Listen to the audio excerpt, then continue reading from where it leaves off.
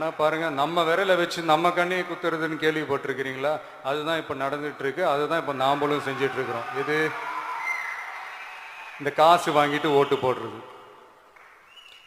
சும்மா ஃபார் எக்ஸாம்பிளுக்கு சொல்றேன். ஒரு ஓட்டுக்கு 1000 ரூபான்னு வச்சுப்போமே. இப்போ ஒரு தொகுதியில் கிட்டத்தட்ட ஒரு 1.5 லட்சம் பேருக்கு கொடுக்குறாங்கன்னா என்ன ஒரு 15 கோடி ஆச்சா?